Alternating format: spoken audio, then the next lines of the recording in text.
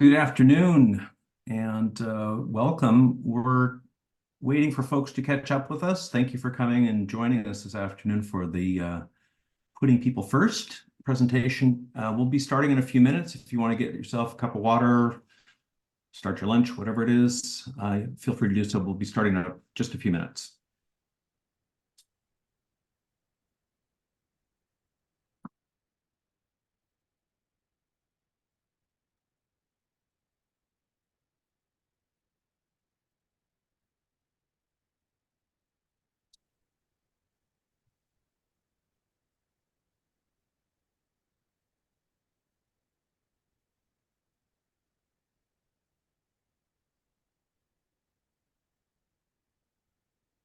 So Craig, I will pause occasionally to catch up with chat and to see if there are any people can unmute and just ask a question or raise their hand since Okay, it could be bigger and ask a question.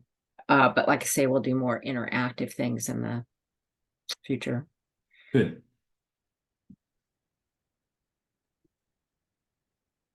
Amanda, hello. Hi, good to see you all. Good to see you.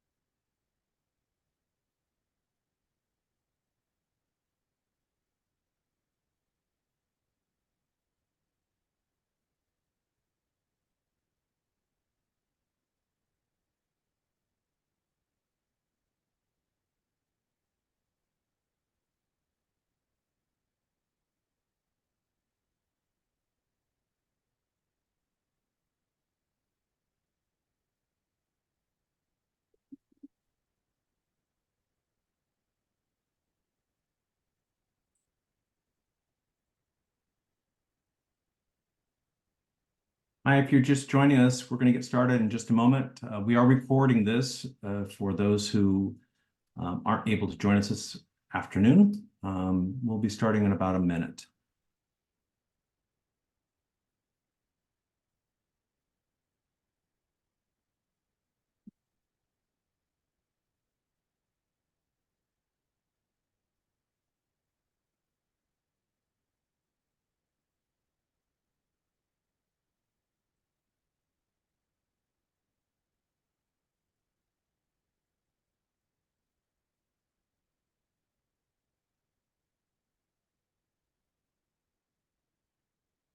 All right, Nancy, I show it's 5 minutes after the hour, Okay. so I think we should get going. So Yeah. on behalf of 501 Commons, just wanted to welcome you to Putting People First, and I will turn it over to our leader and presenter today, Nancy Long, Executive Director of 501 Commons. Nancy? Thank you, Greg. Thanks everybody for being here today. I want to introduce Abby Stepanek, who is from the King County Veteran Seniors and Human Services Levy and has been our partner at the county through the creation and production in 2023 of these two surveys. And just thank her for her partnership. She made it really easy to collaborate with the county in creating these reports. And we appreciate her support through the process. So I am going to go pretty quickly through the slides. This is two pieces of research, lots and lots of data. The intention is to be a little bit of a tour guide for you through the surveys and the kind of high level results. There's much, much more than I can touch on today. And we are going to come back throughout, the next year, particularly in the first few months of the year, and pull out pieces of the content to dig into in a little bit more interactive and a deeper way. So particularly around how to benchmark, how to use benchmarking to assure fair treatment of your staff and to stay competitive nonprofits of similar sizes and types in our sector. Some issues around compensation philosophy and strategy around compensation, some issues around communication, which you'll see comes up as one of the main issues for nonprofit employees. And we want to talk about the bigger issues that surround this research, which are how funding works, how contracting works, what's happening with donations, what's happening with volunteers. Nonprofits are being hit simultaneously by a variety of influences that are making it very, very difficult for us to accomplish a goal any nonprofit holds, which is to treat people fairly, provide them with a living wage, have people feel happy and willing to make a career in the nonprofit sector and stay with your organization, because we all know that turnover drives costs. It lowers the effectiveness of programming, and it hurts the camaraderie and connections in our organizations. So a little bit of background, and I am going to stop occasionally and catch up with chat and take any questions. So please, if you do have a question, you can raise your hand when I stop. And if you have any comments or something you want me to address in that kind of short little discussion period, please put that into chat. So a little bit about the survey itself. So we developed the Wage and Benefit Survey in cooperation with Rita Heronian from Nonprofit Compensation Associates. Rita is like the national expert on these types of surveys, has done more than 50 surveys, most locally for us, does the surveys in both Northern and Southern California. She's been a fantastic partner through this. And so she produced the survey, helped a lot of people through the survey process if they needed help, and analyzed and provided the results. And then we sort of wrote the report and around that, kind of contextual pieces around that. In the case of, and for the Wage and Benefit Survey, we wound up with 235 organizations participating. That's a slight increase over the 2021 report. That meant we actually had a total of 20,000, more than 20,000 salaries reported, but only 14,000 of those could be used in the compilation of the data, because we needed to have 5 data points for any salary to be reported out in the results tables in the reports. So that got categorized into 175 jobs, again, a slight increase in the number of jobs. With the Employee Engagement Survey, that is using a tool which we modified with the county that 501 Commons developed about a decade ago, and is used with clients throughout the region and around the country. So we have a lot of experience with kind of the general results of that data, and now 2 years experience with the survey tool used specifically for King County. We had over 1,200 respondents to that survey. And again, that was a slight increase. To get that kind of response, we contacted nearly 10,000 nonprofit employees directly.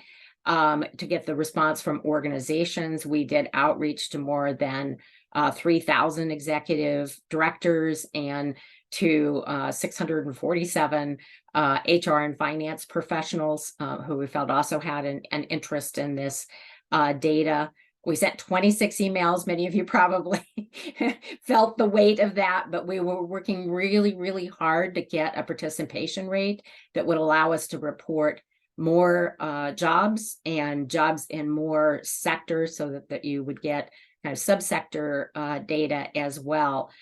We also made 100 phone calls and talked to nearly 400 influencers to get them to kind of further promote these surveys.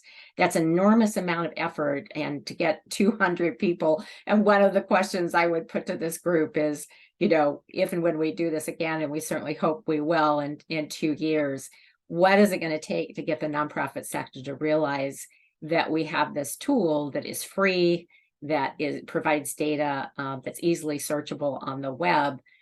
In most cases, you have to pay thousands of dollars to get this kind of information for organizations, but we struggle to get organizations to spend a little bit of time actually providing us with the data. So we need a shift to, continue refining this data, we need a shift in the perspective of people that they have to give to get. And we don't want to do that with having it cost you something. This is a little bit of a review of what's in the 2 survey reports. If you haven't had a chance to look at them, the easiest way to find them is just to go to 501commons.org and put in the search bar "Putting People First," and that will take you to a page that will take you to the 2 reports, some background on them, the compensation tracker, which I'll be showing to you in a few minutes, and other relevant data. I want to call out a few things in the wage and benefit survey that if you have just depended on the online data, you may not be aware of. So there's a lot of information that benchmarks compensation and benefits practices in our sector that can be very helpful to you as you consider your practices and allow for differences between different sizes of organizations and so forth. There is a set of appendices that include job descriptions, which can be just really helpful, even when you're just sort of starting a job description, to try to get some kind of standardized language, because Rita pulls this from, like I say, having done tens of thousands of data points that she has interacted with, probably hundreds of thousands of data points she's interacted with. There are wage conversion formulas, and then there's an executive director CEO profile that is a really important tool for boards. We're required on our 990 to indicate whether or not our board has used some kind of a benchmarking process to set the compensation of senior executives. And in order to answer yes, boards need to have access to data like the data this report produces. And so it's really important that ED compensation and benefits, pay and benefits information is made available to your boards and will be useful and allow them to correctly answer that question on 990s. On the employee engagement survey, there's data by each of the dimensions that we evaluate. There's a section specifically about working from home or office and people's views on that. And I think many organizations are still in some degree of flux around those issues. And there's a analysis of the factors that are important in attracting and retaining employees to your organization and to the sector. So that's a little bit of a kind of a tour, and then we'll dive deeper into these. There are 4 goals that we've proposed that underlie this work. There's a lot of analysis in particularly the beginning parts of both of these surveys about these broader sector issues that are impacting nonprofits and are making it very difficult for us to provide fair wages. But these are the goals that we sort of have put out there as being the goals we can take from this data, and that this data gives us the tools to address. The first is maintaining high levels of job satisfaction. As you'll see in a minute, we have amazingly high job satisfaction in our sector, but it is important to maintain that. And there are some indications that may be eroding, particularly around, no surprise, compensation. We need to make changes to the funding, contracting, and compensation practices that are endemic in our sector, so the compensation of employees of community-based nonprofits is similar to employees in other nonprofit fields. So we primarily lose people to the government sector, to education, to healthcare, to larger nonprofits who are still part of the nonprofit sector, still part of the sector that we work in, but pay at a higher rate than community-based nonprofits do. And our ability to pay people is largely in the hands of 3 groups outside of our organizations: government, philanthropy, and donors. And so we really need to create a collaborative relationship with philanthropy, government, and donors that helps us get where we need to go to maintain high quality staff and high quality programs. That means in the part with philanthropy and government, it doesn't make any sense for philanthropy and government to be paying their own staff at levels that are way beyond what community-based nonprofits are paid, and yet controlling the means by which we have resources to pay our own staff. So that issue, I think, needs to be confronted and dealt with through changes in practices. Generally, this is not an intentional process. Wages of nonprofit employees have been a hidden issue, in part because nonprofits have been hiding the information and the issue about wages we pay employees. There are people who feel like you never want to talk to a funder about what you're paying employees because they don't want to pay employees. They want to fund programs. And I understand that point of view, and it is a challenge that we have to confront. If you're around the philanthropic community, you hear people say, you know, we're addressing intergenerational poverty, we're solving the crisis in healthcare, we're creating childcare opportunities, we're helping young adults get into college or post high school programs. But they are not actually doing any of those things. The work is being done by people, and you know, money doesn't do the work. So we need to engage with both the philanthropic community and the government in a way that those resources are more equitably distributed. And we need to start telling the truth to donors that money does go to employees, it does go to overhead, it does go to technology systems and processes that we use, and bring donors in on the idea that, like a business, nonprofits need the resources and need to pay people fairly in order to operate efficiently.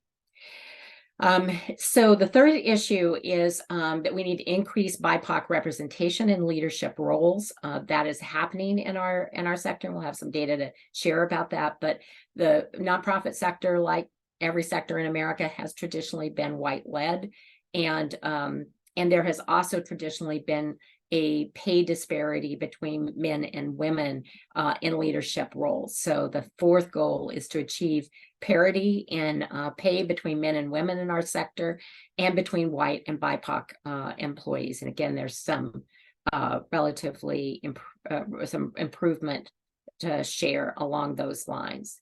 So I'm going to stop for a minute and see if there are any questions or comments. I appreciate the incentives comment that's in chat. Anything else? There's nothing else in chat right now, unless somebody wants to raise their hand. Anybody want to raise a hand and ask a question? Okay, I'm going to zoom along.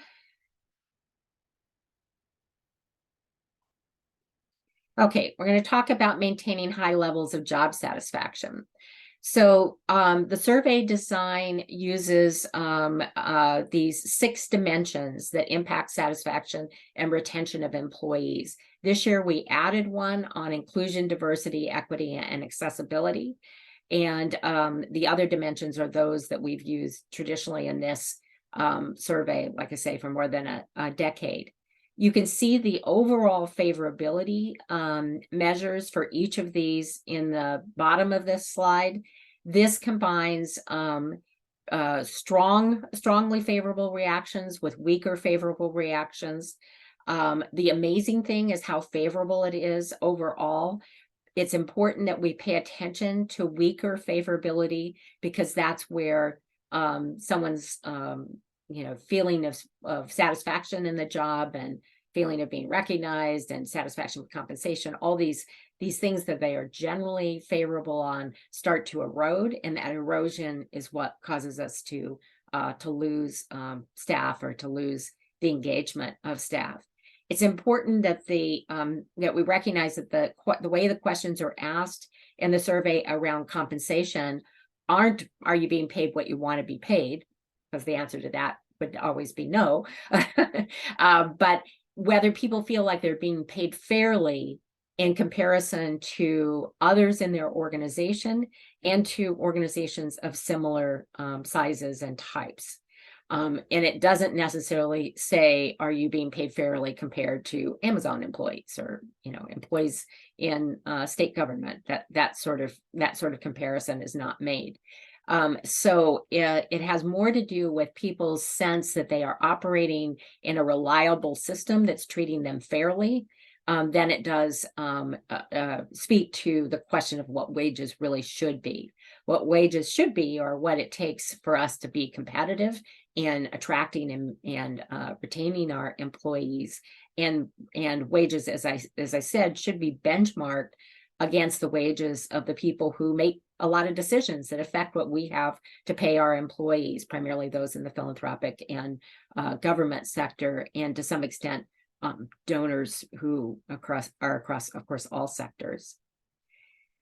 But amazing results, and I just want to stop for a minute and suggest that we need to all give our sector and all of you a hand. So please join me in a moment of congratulations, because despite all of the struggle that we have come through, and all of the difficulties that people face on a day-to-day basis, we have a very, very high level of satisfaction. As I said, we've done these surveys around the country. It is typical that nonprofit employees are happier employees than employees in other sectors. We generally have higher satisfaction levels, but these levels are very, very high, and you're to be congratulated on working through all the difficulties of every moment of every day, and achieving these kinds of results.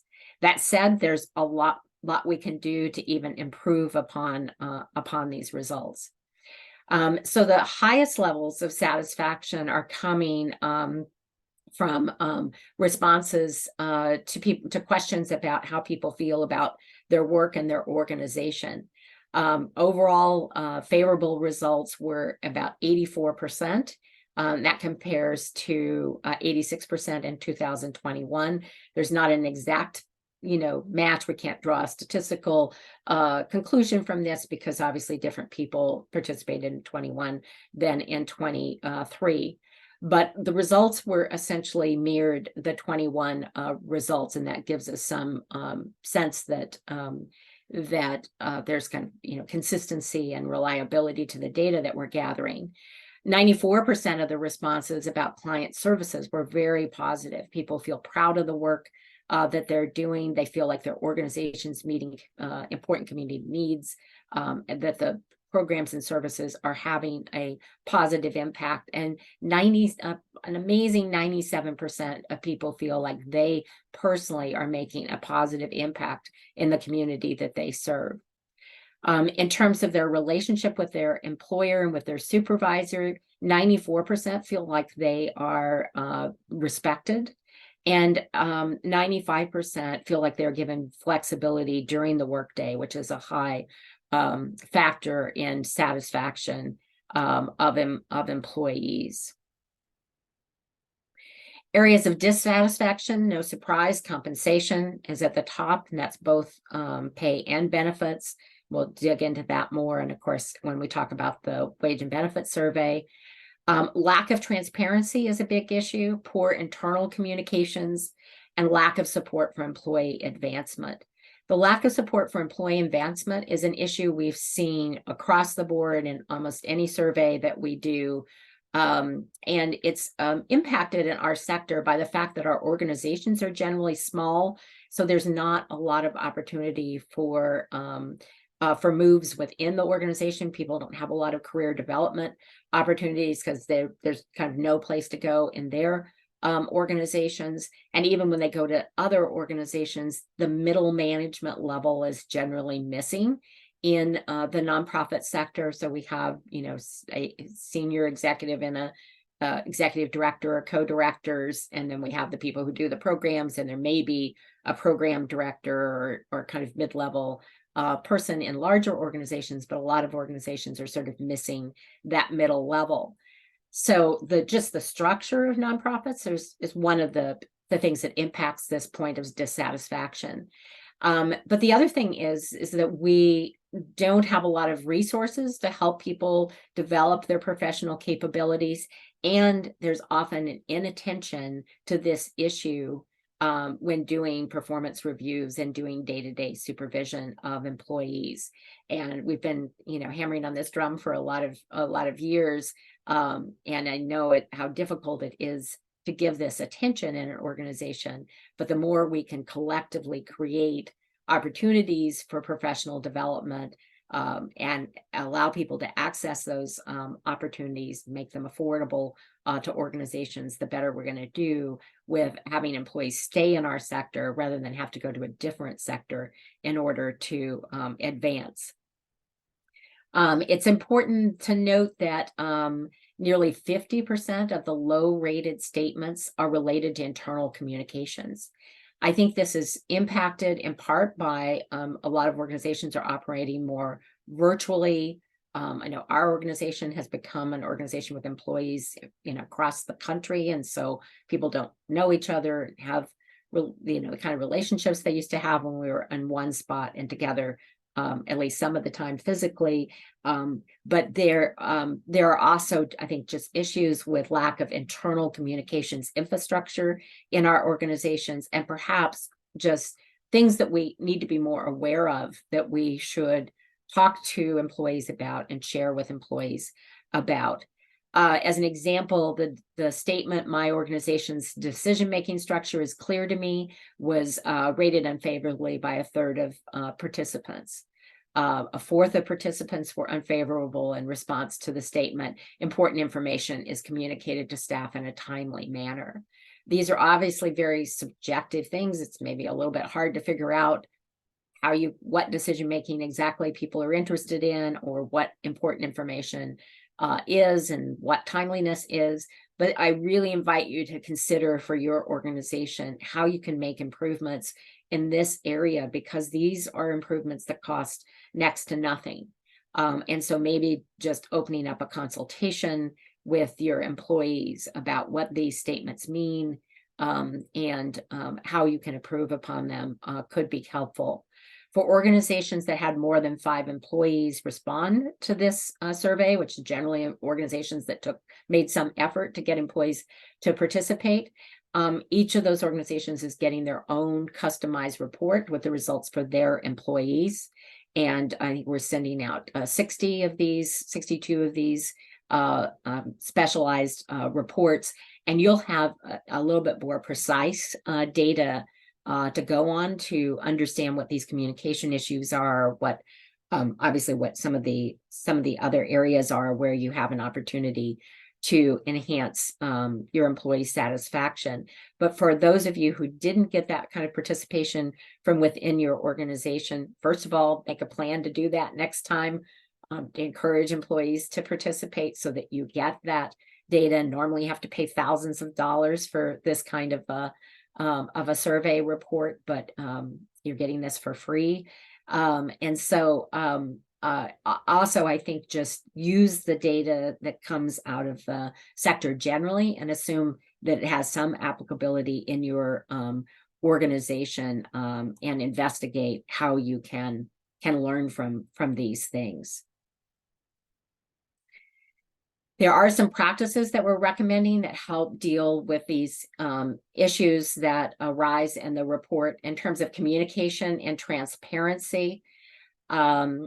Developing and communicating a compensation philosophy is a really important tool. We did some specialized trainings on this after the 2021 report came out, and we will do that again. We have a compensation specialist on staff for whom this is a passion project, to try to encourage every nonprofit to have a well-articulated, well-understood, and well-implemented compensation philosophy.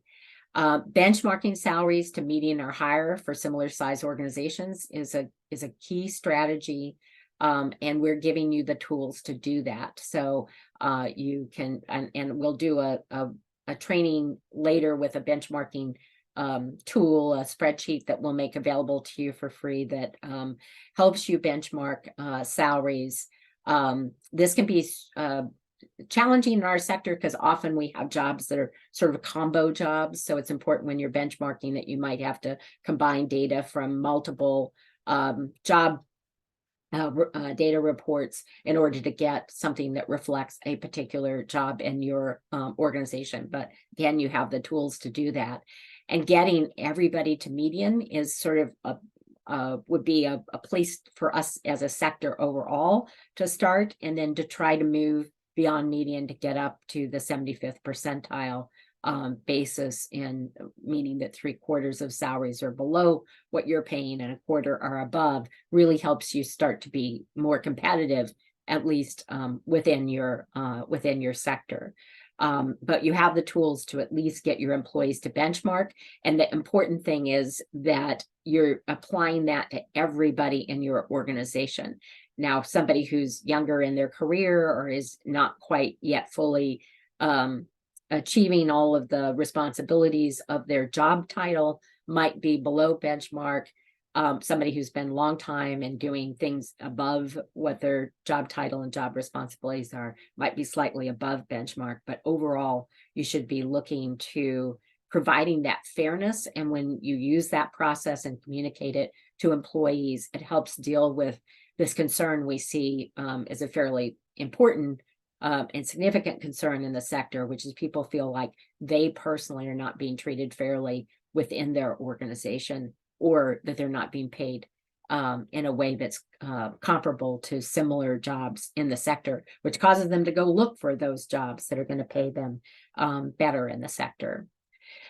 We encourage you to post jobs internally before posting externally, to give people that opportunity to move into a job that might bring better pay or different responsibilities.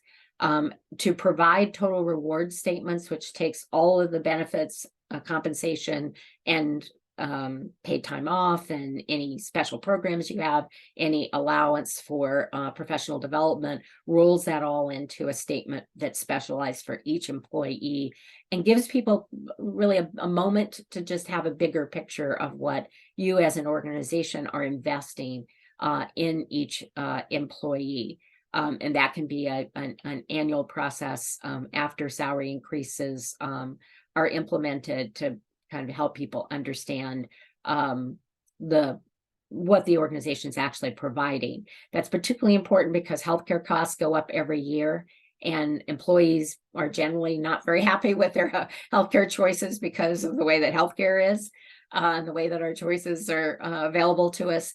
But it helps them to at least understand how much you're paying for healthcare, and that in fact they're getting a raise in the sense that you're often paying more for healthcare benefits each year to maintain that for employees who are availing themselves of those benefits.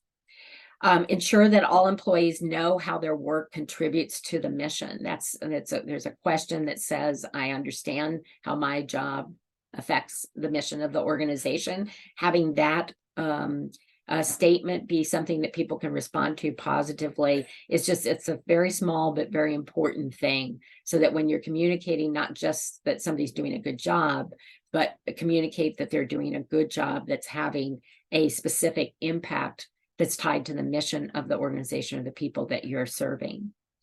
In terms of fairness, I already talked about the importance of benchmarking, and also it's important to audit for racial, age, and gender disparities, because those creep into our organizations. A lot of people pay based on what somebody was paid in the past, and we'll give them a little bit more in order to get them to our organization. What somebody was paid in the past is probably very much colored by their racial background, their age, and gender factors. So in order to get that out of our sector, we need to be sure that our pay rates are not, you cannot see the impact of gender, race, or age in what we're paying our employees. And then give people opportunities for personal and career development. The opportunity to learn new skills. You can give them assignments to lead teams or do projects with partners or other outside vendors or teams that they don't normally work with. Anything that kind of stretches their skills, gives them something new, something to bite into, that gives them more that they can say about themselves and their professional development can really help.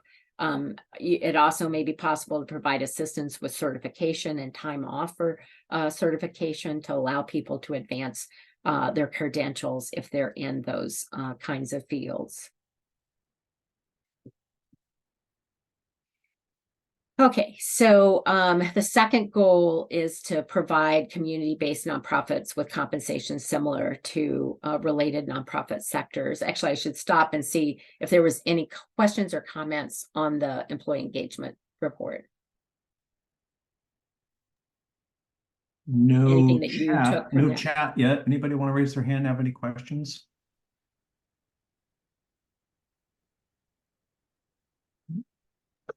I'll ask a question. Yeah. I am curious about, the professional development and giving more assignments. And, one of the pushback pieces that comes up is like, well, I don't want to take on an expanded role without the pay to come with it. And if there's kind of a recommendation in terms of, how far into new responsibilities someone needs to be before it shows up in pay, because we want to do both and try and be running both paths simultaneously to both increase compensation as the job responsibilities grow and evolve, and give people opportunities without always having the, every little ask come with more money.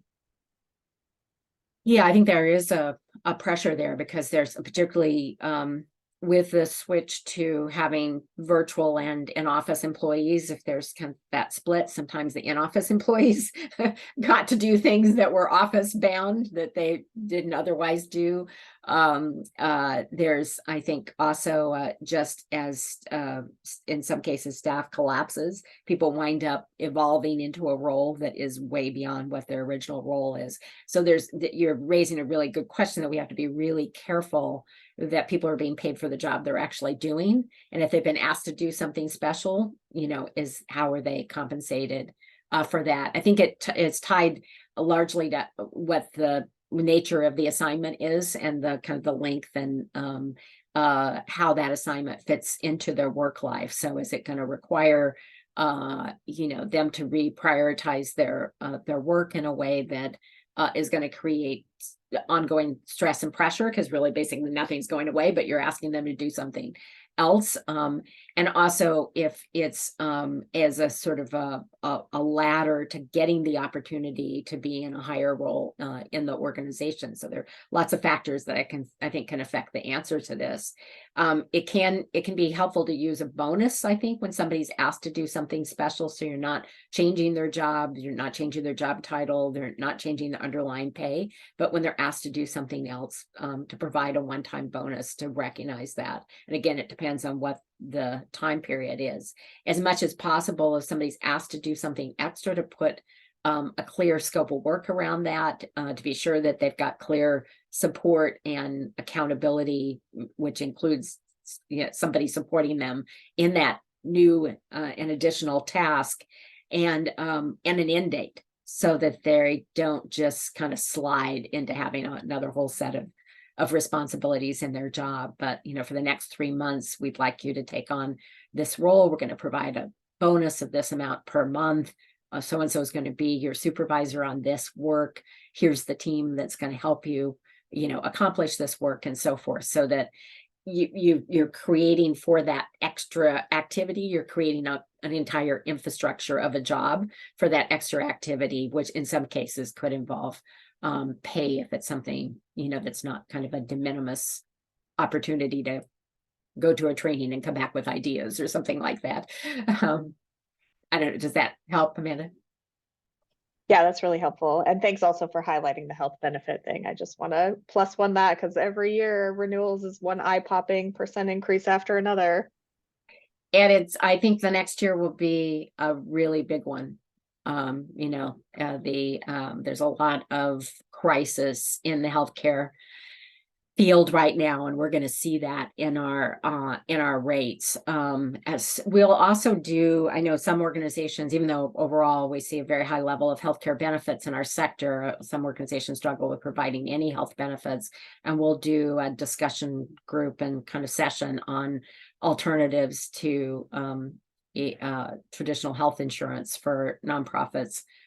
Because I'm really worried that if these increases come like our brokers telling us they're going to come, that we'll have organizations that'll fall from being able to provide health benefits. So we'll be doing some work on that score as well. Okay, well, let's launch into time check here. Yeah. Let's launch into the wage and benefits survey here. So we want to provide employees of community-based nonprofits with compensation similar to related nonprofit sectors. I give some of this repeats the data, so just to kind of recognize, because this tells you a little bit about the limitations of the data that we're providing, even though we actually had in 2021, we had the kind of one of the most comprehensive survey results in the country, despite the fact it was our first year compared to folks who had been doing surveys for many years. It still amazes me that we didn't get more responses. But what you're seeing is information on 12,000 or 14,000 salaries that we're including in the compilation and 175 jobs. That was a split of 64-36 between full-time and part-time roles. So we are getting data, related to part-time roles as well. A little bit of sort of guidance, and there's more information actually in the report. But I want to point out that this report is not about what compensation and benefits ought to be. We don't draw any conclusions on what they ought to be. Wasn't the purpose of the report to do that. It's just what they are. And also that organizations have very different titles for similar jobs. So I would recommend using the job description that's the top of every wage table. And if you're using our compensation tracker, it's on the online version as well. And look at the job description to match wages rather than just look at the job title. The job title will sort of help you get to the job description. But the reason why we created the compensation tracker is to make it easier to compare jobs, because you're often kind of on the margins between multiple job titles. And then when you're making compensation and benefits decisions, in addition to looking at the survey data, you really do need to look at your compensation philosophy.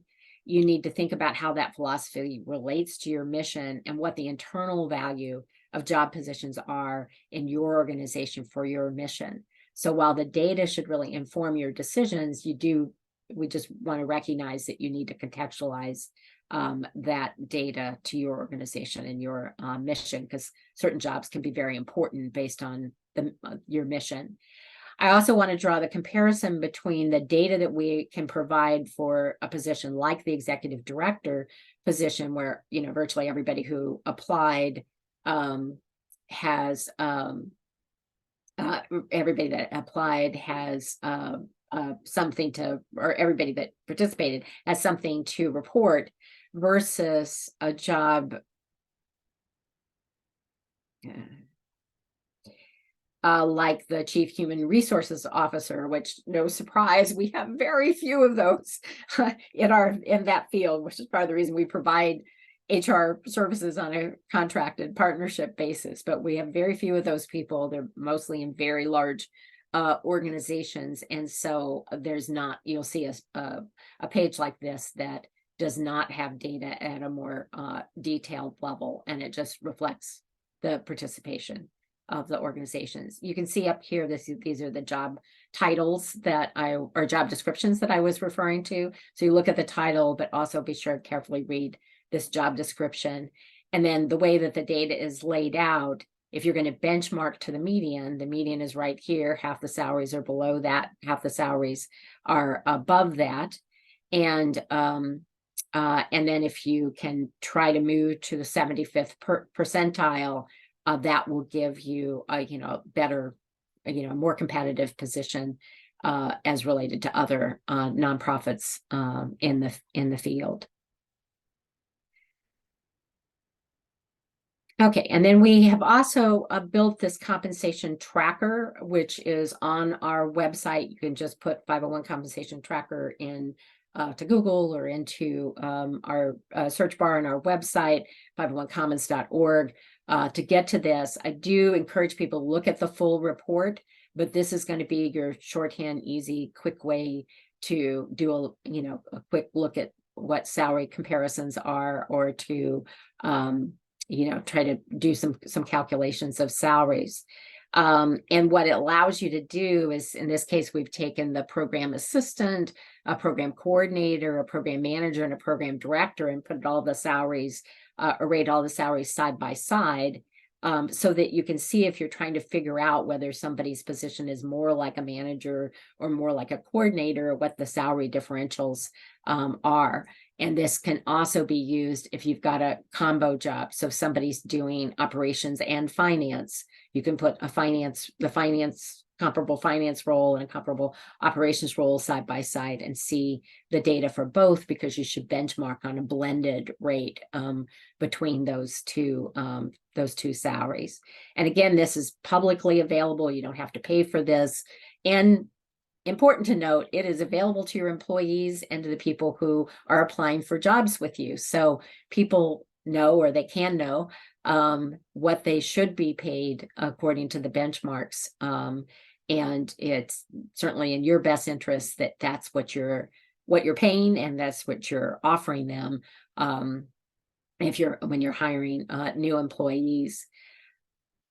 You can also use this as a way to address somebody who's trying to negotiate for a higher salary that's beyond what you want to pay for it.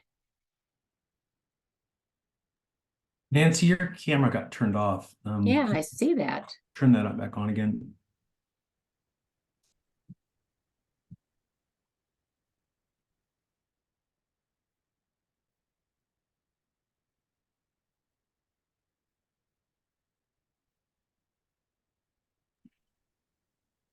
You Oh no, what happens if I turn? just need to turn your camera on off. Yeah, I'm doing that. Oh, okay. There you are. Yeah, that's Okay. my other camera. So yeah. Okay. All right, you're good. Yeah, so I'll stick with that one. Yeah, I have one that gets tired, takes a nap every now and then. Okay. So one of the things we did was a living wage analysis. So I'm giving you the information on the King County living wage, Washington State minimum wage as a comparison here. And we did this in 21 as well. And the intention was to give people the information that they needed to set as a policy that your minimum wage as an organization is a living wage. Now, that's not going to be possible, I realize, in all nonprofits in all sectors, but if it is possible, that is a very, very strong policy move that you can make towards greater equity in the way that nonprofit employees are paid. And fundamentally, it's going to be necessary in order to attract employees in a market where there are more people, there are more jobs than people looking for jobs. So we are still in a tight labor market in King County area. And to be competitive, you really need to be paying a living wage whenever possible, or working on strategies to get you to that living wage. Well, we can't exactly analyze the trend from 2021 to 2022 with strong reliability because we had different organizations participating every year. We can say that there were 1,600 employees in jobs under the living wage in the 2021 report, and nearly 3,500 in 2023, with only a small increase in participating organizations. So what that means is, even though wages are going up in our sector, and we're going up each year by about 3%, we're not staying with the increases in the living wage. And that's in part because of high levels of inflation, primarily housing costs, childcare costs, and so forth, that it's making it harder and harder for people to live in our community. So in this year, for example, minimum wage and the salary threshold for overtime went up 6%, but people were increasing salaries on average only by about 3%. We don't have great data on that, but that's what nonprofits indicated that they were going to do, and the national data seems to mirror that. So what you see is we're slipping on livability. And that's a really big issue, both in terms of equity and fairness, but also just in terms of being able to recruit staff at all. Because the overtime rules, and if you don't know what I'm talking about when I talk about overtime rules, Google Washington State overtime rules, or go to our website. We have quite a lot of information with a webpage about this. So you cannot have an exempt employee who is paid less than the overtime, or less than the overtime threshold, the salary threshold for overtime. Employees have to be paid overtime if they're below that salary, even if they're an executive director or a manager, doesn't matter what their job title is. Adjusting those rates each year is causing salary compression on the jobs above those rates that are, or those jobs that are adjusting. And so that's also causing people to have to increase the salaries of those employees. I mean, that's a good thing from salary improvement standpoint, but it is a bit of a challenge for nonprofits to have to both accommodate the overtime changes, which happen on January 1st. So you should be ready this month to make those changes to any salaries that don't comply with that. But it also is causing us to have to adjust the salaries above as well. So how can we move compensation upward? We've been recommending essentially a strategy of bringing jobs up from the bottom, both because the overtime rule and minimum wage and livability, a living wage, are all creating pressure at the bottom. And so it's something we have to do anyway to comply legally and in order to recruit employees into entry-level jobs. But also it's the most equitable way to use our limited resources, is to really give attention to those folks that are in the jobs at the kind of bottom of the job scale. So what nonprofits can do is use the data and the tools that we're providing to benchmark to a minimum of the 50th percentile of similar jobs, prepare and stay compliant with the impact of the indexed minimum wage and the increasing salary threshold for overtime pay. Recognize, as I said, that these changes cause compression, so you have to address the salaries often above the threshold as well, and adopt a policy or a goal, if you can't immediately do it, that the living wage is your minimum wage. Recognize it could, for some organizations, take some time to get there, but if you have a lot of employees at minimum wage, but encourage you to at least set that as a policy goal. And then we look to our partners to help with this as well. So foundations and public funders should request benchmark data with grant proposals, so they understand how service volumes and costs are related to pay levels. We need to get past this practice that has really been the like, I won't tell if you won't tell kind of assumptions in the nonprofit sector, that that funders only buy services, they only buy impact, and they are not at all interested in how that gets created or at what cost that gets created. And we've been hiding this information from our funders when we actually need to make it more transparent. And so we need that understanding, and we need that full discussion. And I encourage you to bring up what you're doing with salaries and what's happening with wages and these big issues impacting the sector overall and their impact on your organization when you're talking to elected officials, to public funders, and to philanthropy. Government contracts need to include incentives to pay at the median or better. It's not in their interest to be buying services that are basically delivered on the backs of employees. Employees shouldn't have to give at the office in order to be an employee of a nonprofit. And so, contracts need to have escalators in them, and I'll talk about contract reform here in a minute. But we also need, again, that transparency. State and local governments should adjust the contract rates and dedicate wages towards making equitable pay feasible for nonprofits. And in some instances and circumstances, unions can actually partner with nonprofits to increase public resources. And we've seen a increased movement towards the involvement of unions in the nonprofit sector. This strategy only works in certain circumstances where unions can help nonprofits access public funding at a higher rate and allowing for better pay for employees. But I think it's going to have an increasing role in our sector. Looking at medical benefits, we have, as I say, a very high level of some type of medical coverage being offered to employees, insurance being offered to employees, including eligibility of part-time staff.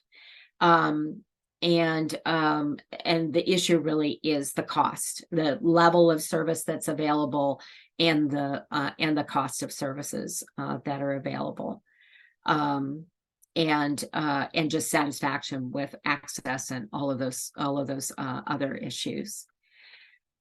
In terms of retirement, again, a very high percentage of organizations provide some kind of retirement benefit to their employees, generally 401ks or 403bs. And then employers are generally making a contribution to retirement, and that average contribution is a little over 4%. So there's a fairly high level of competitiveness in these numbers, certainly with the private sector, not so much with government, which tends to have better medical coverage and much better retirement coverage. But I think particularly medical is going to be a rising issue for us to be able to maintain the coverage. And, these days deductible plans are just, the deductibles are crazy. What a few years ago we would have considered absolutely unacceptable is pretty much the only thing that's in the market for nonprofits, particularly if you're in the small group market. There are some strategies to address those high deductibles, and again, we'll be doing a session specifically on healthcare coverage where we will talk more about those. The goal 3 and 4, I'm going to kind of present together. So increasing BIPOC representation in leadership roles and achieving parity in pay between men and women and white and BIPOC employees. The issue of increasing participation of people of color in leadership roles is one that's important across the board for nonprofit employees, whether they are BIPOC or white. It's something that they value. And we added this factor related to inclusion, diversity, equity, and access this year, and saw that dimension was rated very positively, as were other dimensions, at 85% favorable and only 15% unfavorable. 90% of participants were favorable to the statement, my organization acknowledges, accepts, and values differences among people, and nearly the same agree that their organization values employees of all ages. Similarly, 87% were favorable that their workplace promoted and welcomed conversations on the issues of IDEA, and 87% were favorable that organizations were actually taking action to support IDEA. So, all that is very positive. It's not to say that every organization doesn't need to continue and kind of discover its own particular needs and related to creating an inclusive environment, valuing diversity, and looking at the equity behind its decisions and actions. And and increasing accessibility, particularly for people who have accessibility limitations. But overall, these are very positive results. The one area that was the least favorable at 73% was that the leadership team represented people from diverse backgrounds. So that's an issue that I think we need to address to maintain satisfaction of employees. So while we don't have race and gender information for all employees of the organizations in the wage and benefit survey, we can look at executive compensation as an indicator of parity. And so we'll do that in a moment. And then also we need to just note that larger organizations generally pay their employees much higher salaries, not only because they may have fewer resource constraints, not necessarily so, but it's related to kind of complexity of the role and the level of budget authority and the number of supervised employees. However, we also see some equity issues related to these larger organizations in the results. I'm going to pause and take a drink here because I'm getting dry. So this is showing us BIPOC representations and executive director roles. So in King County is 58% white, not Hispanic. And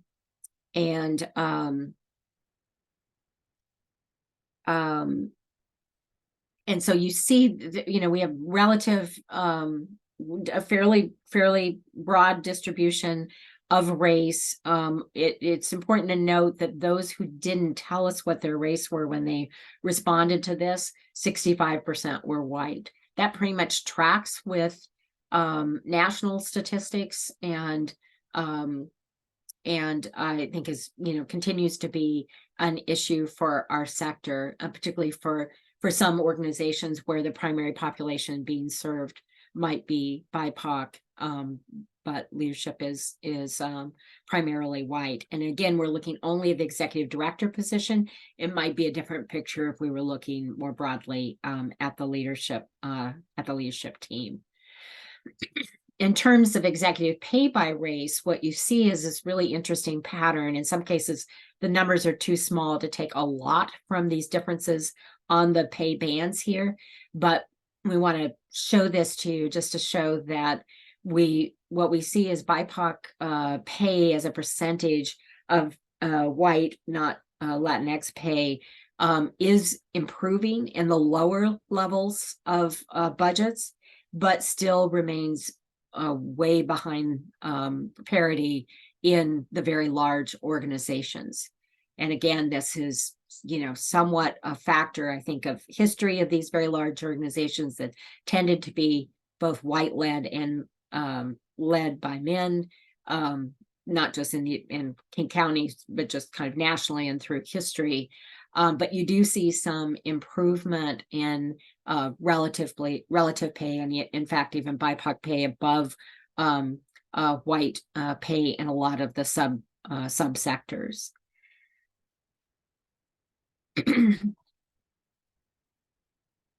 And then similarly, pay by gender, you see the same sort of pattern. So in the lower levels of budget, you see fairly good equity, and in some cases, even female pay being higher than male pay. But you get to the higher levels, and while it's showing it at 100%, it's not as high as those in the lower levels. So it appears we're achieving equitable pay by gender, but less so by race, particularly when you look at those large organizations. So if you are in a large organization, that would be an important issue to address and to take a look at. So I'm going to stop and see if there are any questions or comments, Dan. You had one a bit ago, Nancy. It's trying to wait for a time to cut in here. Liz Stenning has asked, how would we find the living wage for Snohomish County? Yeah, just So it's an MIT calculation that's done, but you just put MIT living wage Snohomish. I think they have one for Snohomish County. Otherwise, you could use the King County one. It might be, kind of metropolitan area. So King County could include Snohomish, but MIT living wage in Google should, or in your search engine should get it to you. That's all the written comments. She says it's the same as Snohomish County, so yes. Mm. Anybody else comment on that or other matters for Nancy? All right. Don't see any chat or anything, Nancy. Go ahead. Okay, let's talk about contracting reform, because ultimately, for the goals that we've laid out, there have to be resources, right? And that's a complicated issue. There's a whole issue around what's happening to donations in America and in our region. And again, we'll take that up in another session to dive into a little bit more. But there's no doubt that for organizations that have access to government contracts, and that's a minority of nonprofit organizations, but for those that do, reforming how contracting works is really critical. And I want to put a little bit of what might be, for if you don't have access to government contracts, this might not seem relevant to you, but I want to put a little bit of emphasis on contracting reform, because at the heart of contracting reform is sort of the key underlying problems that are affecting our sector and affecting what we are able to pay our employees. And that's a general kind of situation where nonprofits are sort of a subservient part of our sector, a subservient part of our economy. There's many ways in which we do not have free will, right? There's all kinds of ways that our actions are constrained by government and shaped by government, and constrained and shaped by philanthropy, and in some cases constrained and shaped by the expectations of donors. And all of those things are things we have to live within and massage and address in order to deliver services and meet the needs of our community. And embedded in all of that constraint is a kind of a view of our sector as being less than, of the people in the sector as being less than, of if people really, were the brightest of them and the best, they'd be in some other sector. And so you get this kind of subservient treatment of the nonprofit sector as a consequence of some value judgments that impact the way that things work. And this is very evident when you look at how contracting works. So when government contracts with a for-profit firm, they expect to pay the cost of the service, they expect to pay the overhead, they expect to pay the profit, including the profit that's going in the pocket of whoever is the owner of a privately owned firm.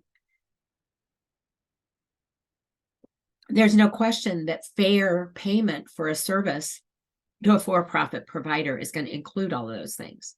And yet with nonprofit providers, what they do is they say, this is what we're willing to pay, and give us as many services as you possibly can, and compete for how many services you can give us with your peer organizations. And we'll see whether or not we want to contract with you.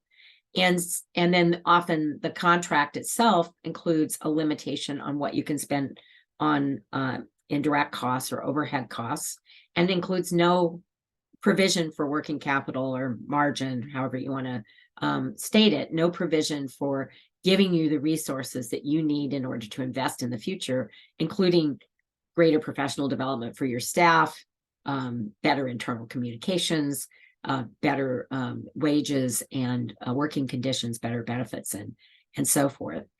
And so you get these kind of pressures that government is placing on the nonprofit sector. And even though it's a small part of the sector that has access to government contracting, that as long as that is anchored at a low level, then everything else is anchored at a low level from it.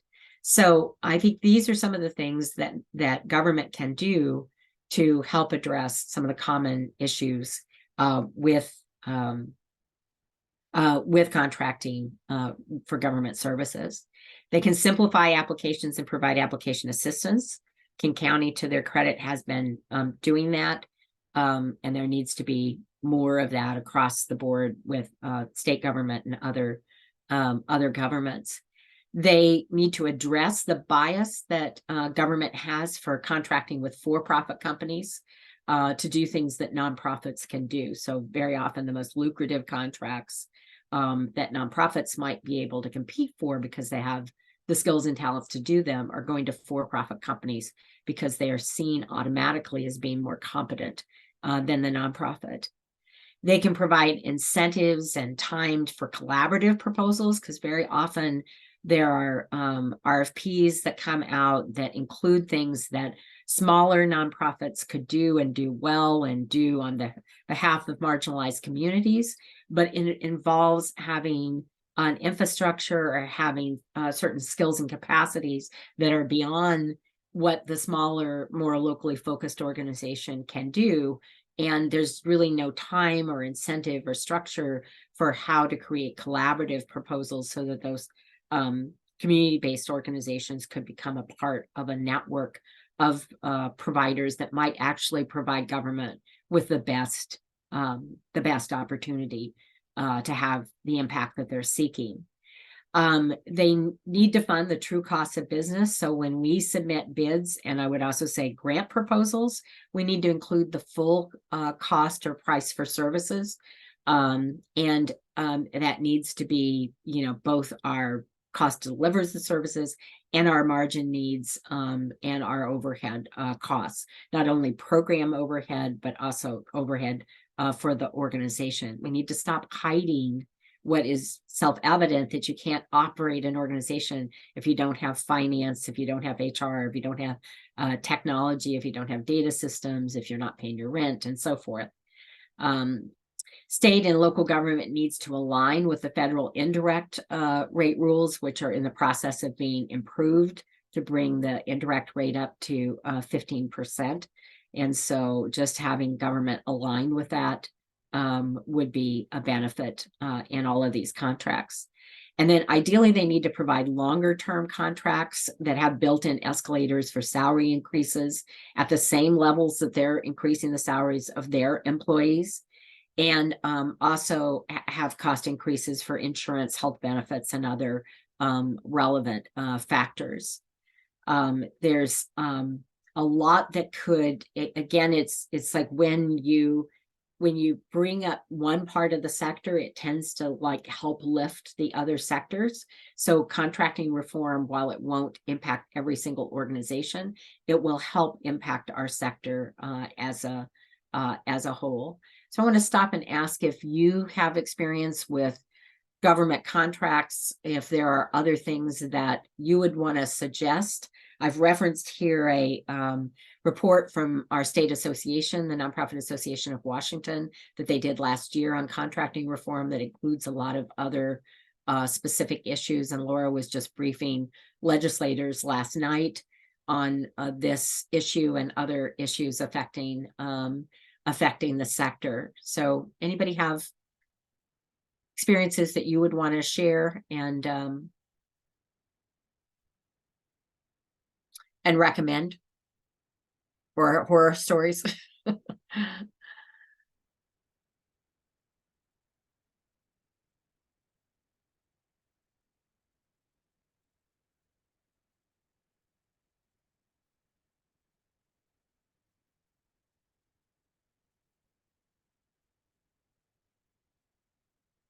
Nothing? Okay, I'll go on.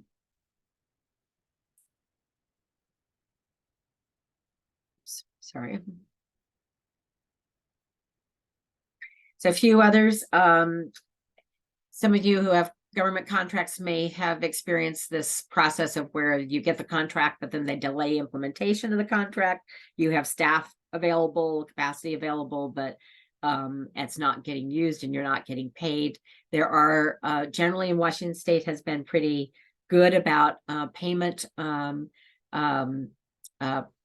processes, but there can be delays in payment. Anything beyond 60 days should be considered inappropriate. And then they could certainly reduce reporting requirements that are not related to service volume or quality of service. Just should really question particularly the data collection requirements as to what government is actually doing, or your contract monitors are actually doing with that data, what difference it's really going to make. Another idea that I've been promoting for years in the sector, that if anybody's interested in this, please contact me, because it would be great to get this done. But we need government, and potentially with the help of philanthropy, to establish a revolving loan fund that would float reimbursed contracts. So as it is, most government contracts, you have to deliver the work and then you have to bill them and then they pay you. And at that point, you're already out at least 2 months in costs. Most very small organizations can't afford to bid for those kinds of contracts. They don't have the working capital to float the government for that period of time. And in some cases, that can be 6 months before somebody's getting paid for work that they're doing. So a revolving loan fund would just provide the money to the nonprofit that has a contract to pay for expenses until they get paid, and then essentially it would just sort of roll forward to allow smaller organizations to be able to participate in these contracts, and to avoid large organizations having to maintain millions of dollars of reserves just to float the federal government or state government or county government contracts that they have. So again, I'll ask, anybody have a thought about how to better reform contracting? Okay. So we do have a little bit of time for discussion here. I see there's one question about the living wage in Skagit. Let's see, Allison, you're asking, how do we adjust the King County salaries for Skagit County? Yeah, thank you for asking that question. We're going to put out an adjuster index. Unfortunately, the staff person that I depend on for this data has a family emergency that they're dealing with right now. So we haven't gotten that out to you yet, but we're going to put out an adjuster by county. It's basically looking at your cost of living index compared to other counties, and you might be able to do that research on your own, but we will be providing that so that folks in counties anywhere in Washington state or even in other communities can use this data and adjust. We know that this data is being used by people all over the country because it's so hard to get similar wage data. So we'll provide that. We'll provide that methodology. Sorry, I don't have it for you right now. If I could follow up, I guess that was my question. I mean, I can look up the living wage in Skagit County, just like you said, with that MIT site, and it's 25. I can't quite hear you, Allison. Oh, Just try again. The living wage in Skagit County, I can look up. It's 25% different than King County. Yeah, well, that how do you adjust for that? I mean, taking all those wages and adjusting 25% downward does not seem like a logical adjustment, but yeah, it wouldn't be quite that much. I think, I mean, this is the challenge of the living wage, which is that mostly because of housing and childcare costs, which are, two of the inputs to the living wage, are escalating at such a rate above the general inflation rate or the general, cost index. It's a little bit distorted to look just at the living wage. So I think you want to look at the, at more general economic indicators and not just at that. That would be your top end, right? So we can get you that data. I mean, I think for right now that you also have to kind of look at what's the market that you draw employees from, and you may be drawing employees from Whatcom, Snohomish counties as well. And what, cost of just basically what the cost of living is in Skagit as it compares to your neighbors and compares to King County. But we'll get this out to everybody fairly soon. And I think you can also benchmark, because one of the values of this data is that the relative value of the jobs compared to each other, which isn't, by the way, about merit necessarily, right? It's just the way the job market works, which has a lot of bias built into it. But the relative value of the salaries is still pretty reliable for competitive reasons. And so if you benchmarked to, say, the 50th percentile, you would probably be getting to the 75th percentile in your market. And similarly, if you're currently, below median, if you've benchmarked everybody to 25%, and all of the salaries look good on the 25% level, then you're just trying to get them to the median. And if you're at the median, according to these survey results, you're going to be above market for Skagit County.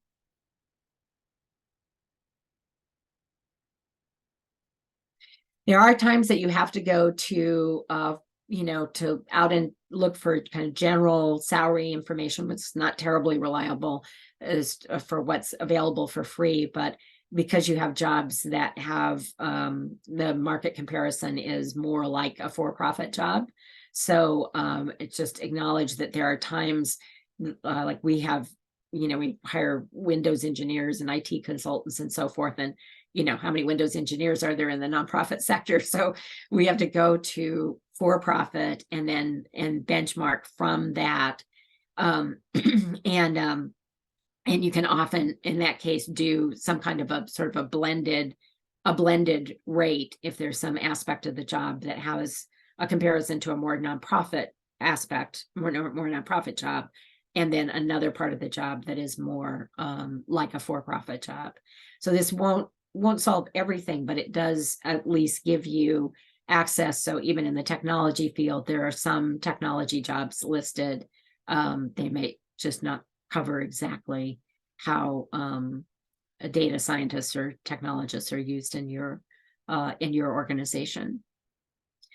Let me ask if people can tell me, so this issue that Allison brought up about benchmarking in other counties, check, we have that issue. We've got a strategy to give you some information on that, and we'll get that out there. And when I talked about how we were talking about health benefits, particularly for organizations that are not offering a commercial health plan, and we're going to do a session on benchmarking itself and using an Excel document that gives you a really easy data tool to do benchmarking. What other issues and needs can you identify? What would you like to go further into, either on salaries or benefits or employee satisfaction?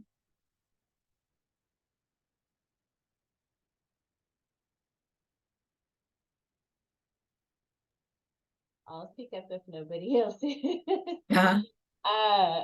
I'm super interested in, what kind of just non-traditional benefits can be offered in this very flexible work environment that we have in the nonprofit community. We have, the world is our oyster as far as, not having to fit neat and tidy into certain boxes like the government structure does. And so what are those non-traditional benefits that we haven't thought about that aids in increasing employee satisfaction, which ultimately leads to that, retention and attracting and retention. Okay, great. Yeah. So I didn't go into other benefits other than healthcare and retirement today, but there's a lot of information on paid time off, leave time, benefits, and how those are being offered in the report. So I'd recommend you take a look at that, and other, just like you say, just sort of extra benefits that are offered. There's information specifically for executive directors and benefits that are offered to executive directors, and then and then for all staff. And I do think that job flexibility, PTO design, part-time versus full-time roles, all of those sorts of things are very relevant in our sector, because you can often create a work-life balance benefit that attracts employees into our sector, that could provide you with some competitive benefit. It's a problem with the overtime rules. The overtime rules are, it looks at the salary you pay the employee, whether they're full-time or part-time. So it pretty much makes it impossible to have an employee in a management role on a part-time basis, because you pay them overtime in almost all cases. So that has to be kind of factored in the design if you've got an employee that you would intend to be an exempt employee, that you're trying to provide some job flexibility to, unless they're paid at a much higher rate. But Allison, I'd suggest take a look at what's in the report, and then we could do something that was on sort of benefit design specifically. It may, and there are, like I say, there are some other issues related to insurance offerings and to health plan design and choices that you make around where you're putting your healthcare dollars that could be relevant in offering competitive or better than competitive benefits. Thanks. I have a number of peers that have talked about or are developing sabbatical policies, and I don't know. There's a lot of pluses and minuses of that. Obviously, plus to the employee, but also you got to figure out a strategy to A, pay for it, and B, backfill that position while that person is gone. And how do you avoid burning out the other staff while that other person's gone? So. Yeah, absolutely. Yeah, and then I think, a precursor to that, in my view, is a really good PTO policy, to allow people in general to have enough time and to actually take the time that they can get at least a mini sabbatical, and really be off work and, be protected from having to work through what is supposed to be a vacation time. And how much carryover you allow for PTO, those sorts of things. There's some things that can help moderate what a sabbatical policy is trying to get to, not be quite, potentially not quite as disruptive or quite as expensive for an organization, and benefit more people, on a regular basis. So I think there's some design around that could help. I'm wondering if organizations have encountered the issues of having staff who need to take leave time for parental and medical leave, and issues around having that either run out, or employees who are in other states who don't have access to that program, or issues where they are not getting their full pay, and how you address supplementation in that case. That's an issue we've confronted as an organization, and something we could potentially talk about as well. Just addressing what happens as a result of the paid parental and family leave program, I think has been a big change in our environment, and for the better for employees, but oh my gosh, it can be really disruptive for organizations.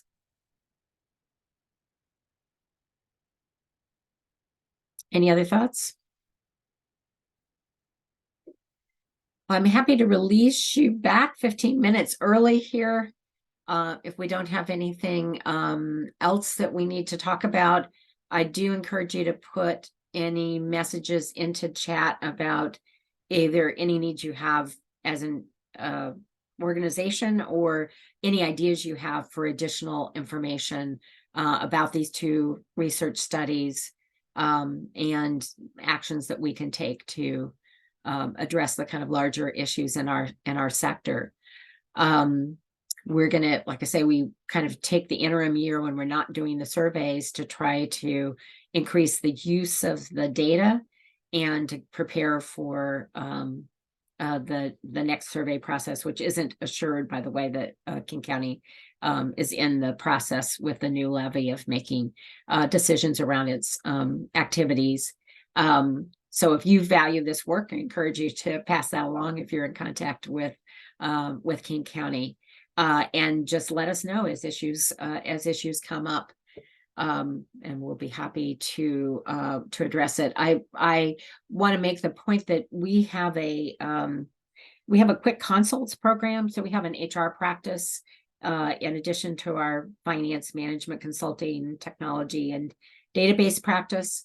That HR practice does what are called quick consults. So you don't have to have a contract to, don't have to put a contract in place. Just you tell us what your issue is, and generally within 72 hours, we can get back to you to have a phone conversation. We don't do any kind of project work, but if you want a consultation, and it's just $25 for every 15 minutes that we're on the phone with you. So it's very inexpensive and easy to access. So if you do have any technical questions, and if you're interested in ongoing HR services, as we just saw, there's not a lot of HR directors in our sector. So if you're interested in ongoing HR services to help you with these, with all of these issues, or have an HR project like wanting an audit or policies or help with recruiting or job descriptions, any of those things, please consider 501 Commons. We are your nonprofit partner. So it's great to have the support of the sector to allow us to continue to do this work. Thank you very much. Thanks, everybody. Thanks for being with us.